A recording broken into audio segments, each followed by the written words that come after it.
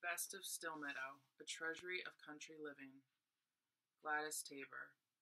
Edited and with an introduction by Constance Tabor Colby. Introduction. Years ago, when bittersweet still grew along the roadsides in our part of Connecticut, and the quiet hills had not yet been slashed by the expressway, an aged car slowly made its way through a February sleet storm. In the back seat, walled in by suitcases, grocery cartons, and shopping bags, 3 chilly, fretful children alternately sulked and complained. The oldest was myself, aged 10. The other 2 were Barbara, who was 8, and her brother, David, who was, as he said, 5 years and 4.5 months. In the front seat, the 2 mothers maintained a tight-lipped silence. Tucked into various corners of the car, 4 Cocker Spaniels dozed peacefully. Only one thing mattered to them. They had not been left behind in New York. Ordinarily, the trip from the city should have taken about 4 hours. Nowadays, we make it in less than 2. But we had already been on the road for 7. My stomach was aching, and I felt like throwing up. Barbara, who was the dramatic one, had developed a sore throat that clearly meant a fatal case of flu. We would all catch it, too, she reminded us. David had been sitting on the butter, a large chunk wrapped only in paper, for the entire trip, and had just found this out. As we turned down Jeremy Swamp Road, the gray sleet was like a curtain. A large brown oak leaf blew against the side window and stuck. "Dead man's hand," I told David, and he began to whimper. "Mother," said Barbara, "Connie's upsetting David." "Now that's enough," said my mother in a tone she didn't use very often. The 3 of us subsided and stared grimly into space. Nobody cared about us, that was plain. We were not actually related, but we were, as we got tired of explaining to our friends, practically cousins. Or at least our mothers were practically sisters, having grown up together, and now we 2 were destined to grow up together, it seemed, for our mothers had combined forces to buy an old farmhouse in a forsaken corner of wilderness, where we 3 would have to spend all our weekends and vacations for the rest of our lives. In New York, we went to different schools, and since we were of different ages, saw very little of one another outside of school. But this country home business would change all that. "It will be ideal for the children," we had heard the grown-ups saying. "Fresh air, plenty of room for running, sunshine." Sunshine? The countryside looked absolutely drowned. And as for running, who cared about that? The Cockers, maybe, but certainly not the 3 of us. The air was fresh, all right. It smelled of fresh mud and fresh drifts of sodden leaves. "Well," said Jill, "here we are." "Everybody out," said my mother. The Cockers obeyed instantly. "Catch them," screamed my mother. "They don't know where they are." "David, what in heaven's sake happened to your pants?" Jill said in dismay. The rest of the weekend lived up to the beginning. The old house was musty and cold, and Jill never could get the stove working properly. Barbara, David, and I didn't like any of the food my mother had brought along, except for the peanut butter. And since in those days children did not go outside in rainy weather, unless it was for something inescapable, such as school or the dentist, we sat around indoors and quarreled. The 2 mothers, however, were radiant. Bundled up in paint-stained sweaters and old corduroy pants, they flung themselves with passionate energy into the job of reclaiming and restoring the old farmhouse. There was more than enough to keep them busy, too. The place had been abandoned for years, and even we children could see that it was in terrible shape. Looking back on it now, I wonder why we weren't dragooned into doing at least a few useful chores. Perhaps that seemed more bother than it was worth. The Cockers had a marvelous weekend. This place was quite unlike the city apartments they had known before. There were stairs to dash up and down and windows low enough to peer out of. And the walls were full of field mice, which a clever spaniel surely ought to be able to catch, with a little patience. Best of all, every so often you could go out, on a leash, but never mind, and investigate all that glorious mud. As we were loading the car for the return trek to the city, the clouds suddenly broke and the sun came out. If only we didn't have to leave, said my mother, and that was how it all began. Now that we are grown, Barbara and David and I sometimes talk about the old days, the good old days we now realize. And as our own children have explored the same woods and fallen happily in the brook and brought home lovely bouquets of daisies and ragweed, we know how lucky we are to still have Still Meadow. I took Jimmy up in the woods this morning, says David, who is now 6 feet tall and a doctor, to show him where you girls had your secret places. So many brambles we couldn't get to your ledge, Barbara, but we saw a red squirrel on that little knoll of yours, Connie. It looks just the same. The secret places, which were secret only from parents, though we children kept up the pretense of not knowing where they were either. We loved them despite the fact that even in those days they were full of thistles and thorn bushes, and you often brought home a case of poison ivy. Last winter, when my oldest daughter Alice developed those unmistakable blisters on Christmas morning, having apparently brushed against a twig in the snow while she was sledding, I felt that she was right in the family tradition. The druggist, however, was stunned. Not many people asked for poison ivy lotion in December.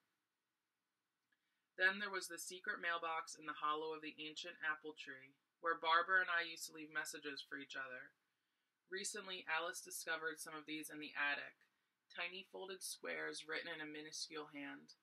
Meet me at the usual place, 6 o'clock sharp. Do not tell David. And the attic itself, which was and is everything an attic should be, with trunks of funny old clothes and packets of faded letters. Dearest girl, I miss you so much. Who in the world could dearest girl be? Impossible to believe that it might be my own mother. And, of course, wasps. Then there were the bloodstains on the floor of the back bedroom. Someone had been killed in that room long ago. We shivered at the thought and hoped for ghosts, but the only figure to haunt that room was David, who tiptoed in every night just in case. I noticed that the magic is still there. Last Halloween, my youngest daughter, Anne, invited some friends for the weekend, and even though these worldly 13-year-olds laughed at the very idea of ghosts, they planned to spend the night on sleeping bags in the back bedroom and see if anything happened. Kind of a scientific experiment, Anne explained. In the morning, my husband found them strewn about on the floor of the living room. Couldn't get to sleep up there, they reported. The room was too hot. In fact, I had forgotten to turn on the radiator, and the window pane was iced on the inside. Those early years at Still Meadow had other benefits. Often, when Barbara, David, and I get together, we reminisce about the food we used to have when we were children. Nothing since has quite tasted as good as those early peas or the tiny new potatoes or my mother's strawberry shortcake. Still, there was another side to the picture. As far as we were concerned, the garden was a mixed blessing. It seemed to us that the adults spent most of their waking hours either working in it or coping with its products. Come to think of it, this was undoubtedly true at certain times of the year. They talked about it a lot, too. When neighbors came for dinner, the conversation seemed to center entirely on whether the corn was up yet or how the weather was affecting the beans. People even called each other up to compare notes on how the squash was getting along. And speaking of squash, Barbara, David, and I were somewhat less than enthusiastic about many of the prizes that Jill and my mother so proudly gathered. For in addition to all that horrible squash, we had turnips and rutabagas and huge onions and all sorts of unfamiliar salad greens with bitter-tasting leaves. What is more, when any vegetable came in, as the saying went, it came in with a vengeance. You might be able to survive a single turnip once or even twice a year, but a bushel basket of them all needed to be eaten or canned immediately before they got 1 day older was a dismaying prospect. It was a basketful loaded with vitamins, no doubt, and was the result of many hours of hard work, some of them our own, but even so, ... Of course, if the choice had been up to us, we should have been raised on nothing but sweet corn and watermelon, with perhaps a few pumpkins for Halloween. The last time we talked about all this, Barbara, who is a specialist in adult education and given to speculating about such matters, commented that one thing our childhood gave us was plenty of social living. Nowadays, when we hear so much about the importance of young people's having grown up in having what is called a group experience, we can reflect that we are ourselves. Sorry, gosh, that we ourselves. Okay, I'm going to start over. The last time we talked about all this, Barbara, who is a specialist in adult education and given to speculating about such matters, commented that one thing our childhood gave us was plenty of social living. Nowadays, when we hear so much about the importance of young people's having what is called a group experience, we can reflect that we ourselves certainly had it at Still Meadow. At one point, there was as many as 35 strong-willed bouncing cockers in the group, to say nothing of the 2 highly emotional Irish setters and a couple of opinionated cats. Nobody could ask for a better chance to practice interpersonal relationships. During the early years, to be sure, the household at Still Meadow was not so large. In the beginning, it consisted of 2 women, 3 children, and only 4 dogs. Jill's husband was a busy New York doctor who could seldom get away from his practice. Besides, he was a city man at heart, with little interest in the country. He approved of it for his family, however, and every so often came up himself to see how things were going, and to shake his head in amazement at the sight of his wife scraping woodwork or kneeling among the tomato plants. My own father, on the other hand, loved the place. He was a teacher in New York, dedicated and devoted, but so underpaid that he usually had to have at least 2 jobs simultaneously. But he spent as much time in Connecticut as he could. His great loves were growing flowers and restoring antiques. He has been gone for many years now, but the spindly rose bushes that he nursed so tenderly have taken over the border, and in the house every room is graced with a chair, clock, or sea chest which he had brought back to life. He appears very little in the written record of Still Meadow, because he was a very private man who did not like to see himself in print. For many years we came to Still Meadow only on weekends and holidays, but after both husbands died and the children went off to college, Jill and Gladys moved to the country for good. Here the 4 original cockers were joined by a succession of spaniel puppies as well as the Irish setters and the cats. The human family grew too.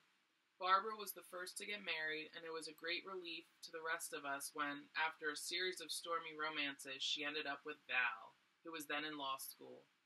I remember clearly his first visit to Still Meadow. With his old pipe and a corduroy jacket almost as comfortably weathered as Jill's, he settled down in front of the fire as if he were coming home. Before he left, the broken leg on the little milking stool was repaired, the carving knife was sharpened, and our long-forgotten chess set was once again established on a corner table. Their 2 children, Ellen and Davy, so called to distinguish himself from Uncle David, also delighted everyone. Even as babies, they were gentle with the dogs and never broke anything. Later, they figured out for themselves how to work the old-fashioned door latches and asked long, complicated questions that were as challenging as crossword puzzles. Now they are both in college, where I dare say they are asking that same sort of question. Sorry. David was next. He met Anne at college, and when he first brought her home, a tall, slender girl with long hair and gray-blue eyes, she said very little and seemed withdrawn, or perhaps only shy. But when David found an unusual turtle down by the pond, Anne changed completely. "That's a painted turtle," she said at once, "and it's a male. You can see how its plastron is shaped." She turned him gently in her hands. "But it's too early for him to be wandering around like this. I wonder why he isn't still hibernating. Maybe he should stay indoors for a few weeks until it gets warmer." She sounded just like Jill talking about some problem with one of the dogs. Calm, quiet, professional, but concerned. The turtle went back with them in a basket, thus becoming the first in a long line of orphaned or injured reptiles, birds, woodchucks, and other creatures which have found temporary refuge with David and Anne in their big house in Princeton. They also have an extraordinary collection of house pets. But when they come to Still Meadow, they arrange for an animal sitter and bring only their 3 children. Jimmy, now a leggy teenager with his father's sense of humor and his mother's interest in wildlife. Betsy, brilliantly intense about everything she does, from riding her bicycle to studying algebra. And little Amy, who is, according to my mother, an elf child. Then my turn came. When Curtis and I met, he was working at a publishing company, and the very first time he came to Still Meadow, He and my mother sat up half the night discussing the latest fiction. I think they polished off music as well. When Jill and I weekly said goodnight to them at 1:30 or thereabouts, they scarcely even noticed. But the next morning, Kurt was the first one up and had already started pancakes when the rest of us crept forth. Later in the day, Jill discovered that he had backpacked through the Sierras several times and could not only split a log, but also broil a steak. And when Linda, the small black cocker who viewed all strangers with profound distrust, suddenly took it into her head to climb into Kurt's lap, there was no question that the entire family had been won over. When we were married in the white church in the village, and afterwards our friends came back to Still Meadow for turkey and ham in front of the fire.